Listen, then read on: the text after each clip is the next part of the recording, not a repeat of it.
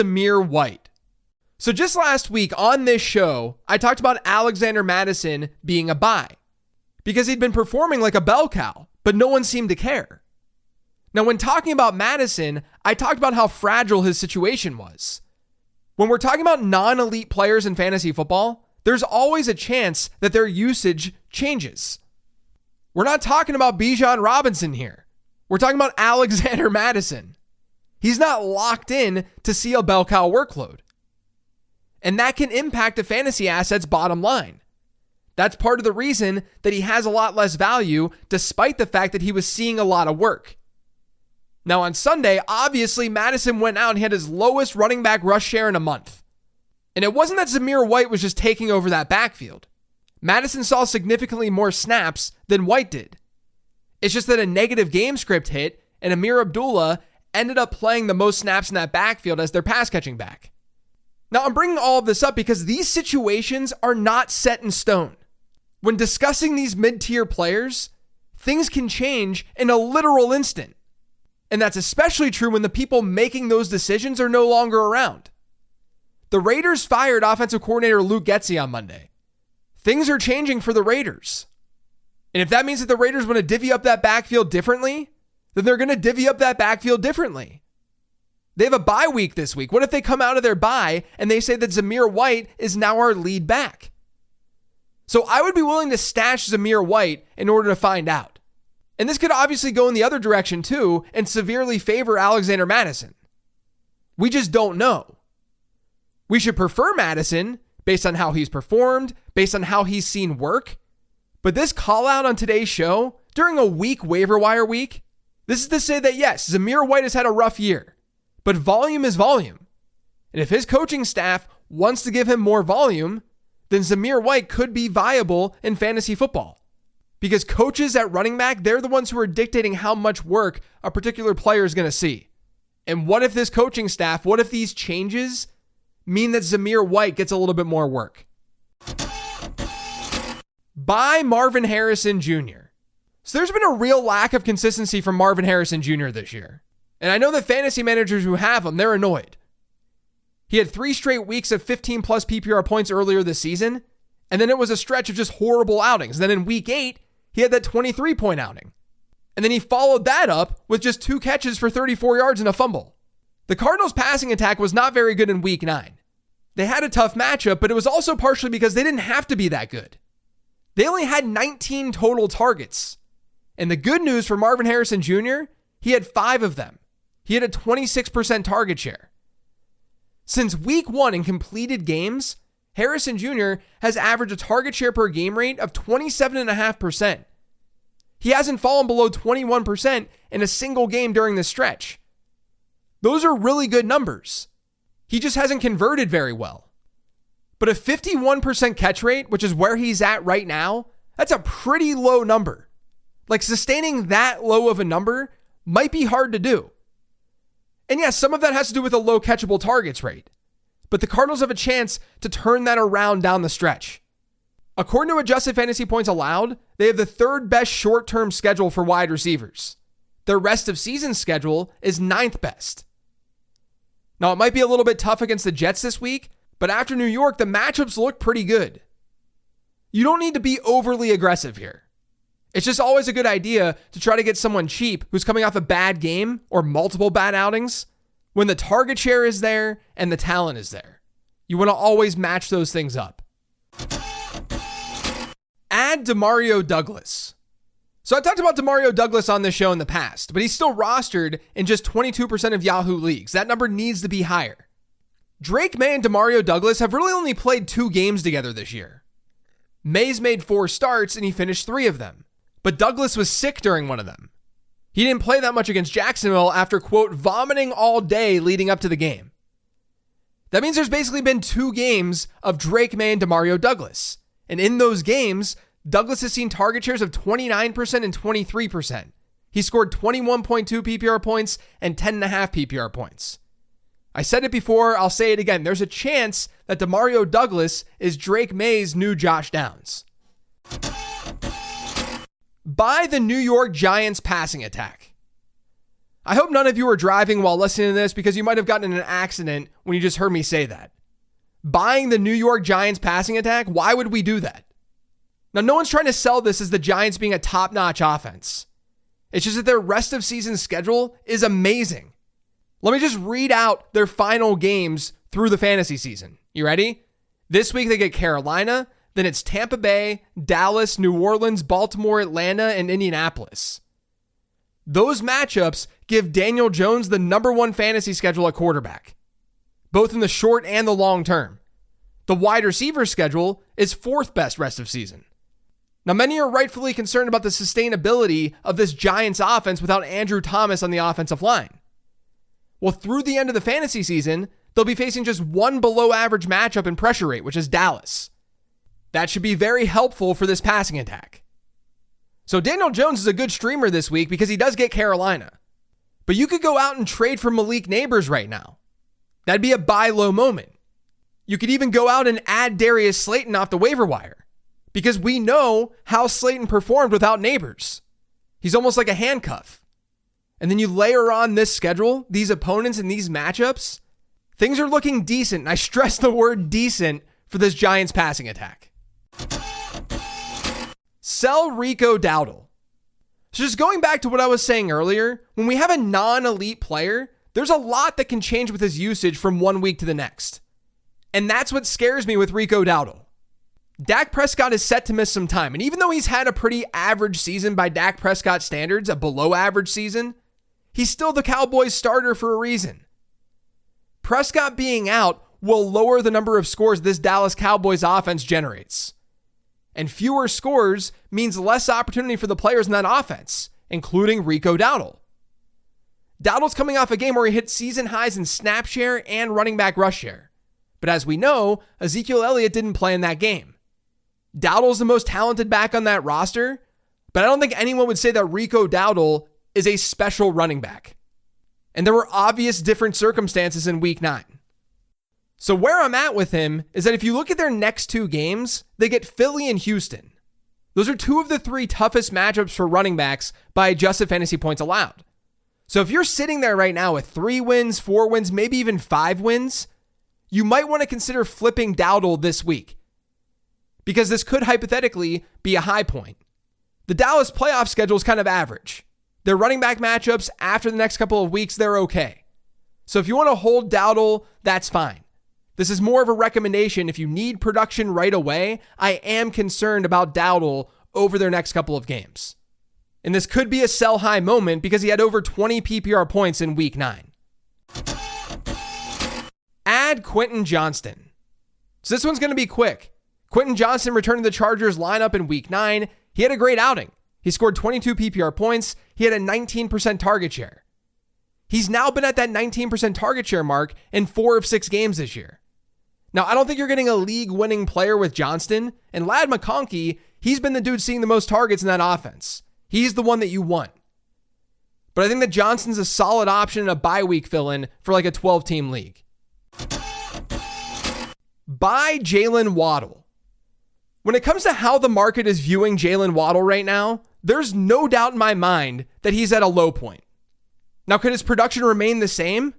Could he continue playing pretty poorly, which would make him even less desirable? Sure, but how much further would that drive his value?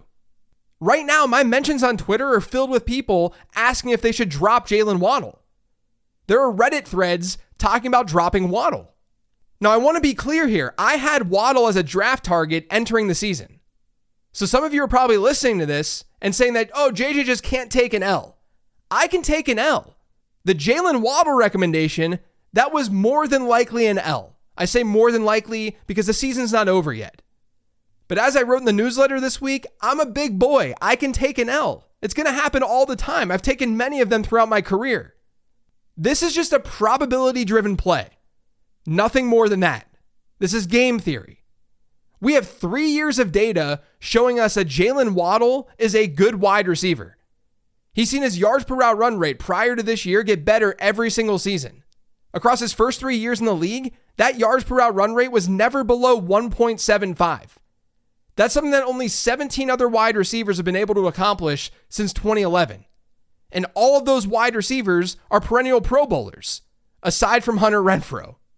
And again, those are players who for the first 3 years of their career had at least a 1.75 yards per route run rate each season.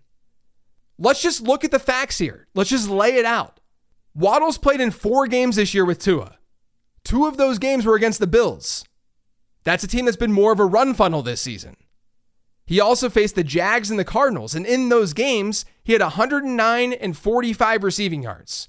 That's not totally abnormal. Now, like I talked about on last week's mailbag episode, Waddle's target shares, they've been a little bit lower this year. That's because the running back target shares and the tight end target shares on the team have been higher. But as I said on the mailbag episode, Waddle had a tough matchup in week 9. Not only that, the exact same thing can be said about Tyreek Hill. It just hasn't been as bad as Jaylen Waddle. Miami's also been losing. And to reiterate what I've been saying, we're working with a small sample size. It's been 4 games. Technically, less than 4 games. Because Tua was knocked out of one of them. We're working with small sample sizes. 4 games is not a big sample. It's not a big enough sample, in my opinion at least, to all of a sudden say that Jaylen Waddle is bad. And look, guys, I'm not saying that everything's just going to turn around for Jaylen Waddle, that he's all of a sudden going to live up to his draft day cost. I highly doubt that's going to happen. What I am saying is that he's a talented player who has underperformed. Maybe that's not enough for you. But for me, I would gladly send some bench assets to get Waddle and throw him on my bench. I would love to have a talented player like Jaylen Waddle just sitting there in case things do turn around. That's what this transaction is all about. Add Mike Gesicki. So Mike Gesicki had a really big game in week 9 for 2 main reasons. Well, maybe 3. I'll say the first one is the matchup. The second one, though, is that T. Higgins was out. In games with T. Higgins this year, Gesicki has averaged a target share per game rate of just 5.2%. When Higgins has been out, that number shoots up to 19%. The third thing, though, is that Eric All tore his ACL. That contributed to Gesicki running around on 61% of Cincinnati's dropbacks. That was a season high. We don't know when T. Higgins is going to be back. And this All injury does open things up for the tight ends on Cincinnati, obviously including Mike Gesicki. So I think he should be rostered in most leagues now. Buy Jauan Jennings. We're not that far removed from Jauan Jennings posting 46 PPR points against the Rams. That happened back in week 3. Jennings has only played in 3 games since then. Those 3 outings have been pretty average, but he also hasn't been active since Brandon Ayuk tore his ACL. He's about to be more of a full-time guy in this offense. He's likely going to take on a lot of slot work. And that's really big, because when Jauan Jennings has played this year, he's been good. PFF has him charted as a top 15 wide receiver this year. Fantasy Points just a couple of weeks ago had him as a top 3 player in their separation win rate metric. Jauan Jennings' yards per route run rate this year, 2.75. That's amazing. I'm not calling him out because San Francisco has this really great schedule or something. It's pretty average. I'm just calling him out because I think people have forgotten that Jauan Jennings is about to take on a serious workload, or at least he has the potential to. And he's been very good this year. He hasn't played in a few weeks, but I'm expecting, if he is active, I'm expecting him to do well. Add Aaron Rodgers. So look, I don't think Aaron Rodgers is going to be some league-winning quarterback, but he's been averaging over 17 points per game over his last 4. And 2 of those 4 games came against teams that are pretty good against quarterbacks by adjusted fantasy points allowed. We know the weapons are there for him. And the Jets get the Cardinals, Colts, Seahawks, Jaguars, and Rams in 5 of their next 6 games. Those are all top 12 favorable opponents for quarterbacks by adjusted fantasy points allowed. So Rodgers could be in store for a pretty nice stretch in fantasy football. And right now, he's only rostered in about 43% of Yahoo leagues. Buy Breece Hall. Having Breece Hall on your fantasy team has been a roller coaster this year. I totally understand that. But I do think that we're staring at an obvious buy low opportunity right now. He's had back-to-back down performances. He scored 9.9 and 10.5 PPR points over his last 2 games. His week 8 usage was a little bit concerning. He only had a 57% running back rush share. But his week 9 running back rush share jumped up to 79%. And then all the while, Hall's dipped below a 12% target share just once this season. The usage is there. He's seeing a lot of work. He might give up a little bit of goal line work to Braylon Allen here and there, and his carries might fluctuate a bit. But in this running back environment, where it's not easy to find a bell cow, Breece Hall is a bell cow. That's why we shouldn't assume that he's going to continue down this 10-point per game pace. And that's especially true because Jets running backs have the 5th best rest of season schedule by adjusted fantasy points allowed. And they have arguably the best playoff schedule too. In weeks 15, 16, and 17, the Jets get the Jags, Rams, and Bills.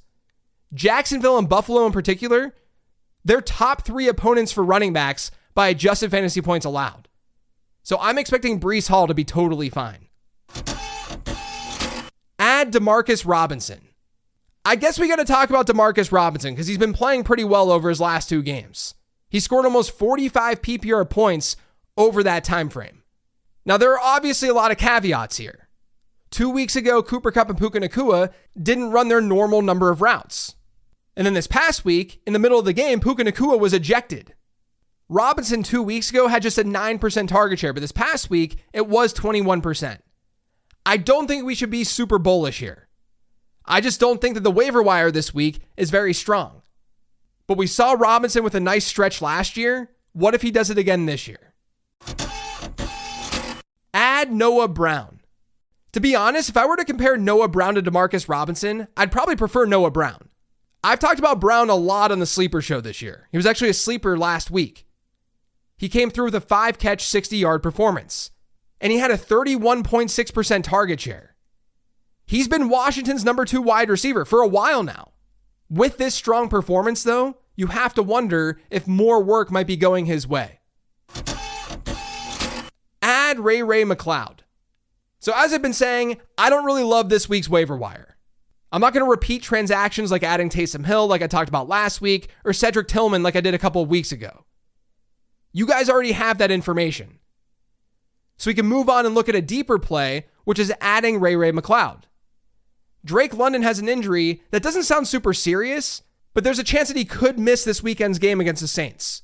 Now, McCloud does not play the same position that Drake London does. Yes, they're both wide receivers, but they're not the same kind of wide receiver, and they don't line up in the same spots. But without London, hypothetically, more targets could be funneled McCloud's way. And he doesn't have a bad matchup this week against the Saints. So just monitor this Drake London injury as the week goes on. Add the New York Giants defense. So I know that the Saints didn't come through last week when they played the Panthers. They weren't a good streaming option. They were a little bit banged up, and they also haven't generated that much pressure defensively this year. They've been a bottom 3 team in quarterback pressure rate. That's different with this New York team. They've been 15th in pressure rate, and they're first in the NFL in sack rate. That could cause some serious issues for Bryce Young and company. So as 4.5-point favorites, I do like this Giants defense this week.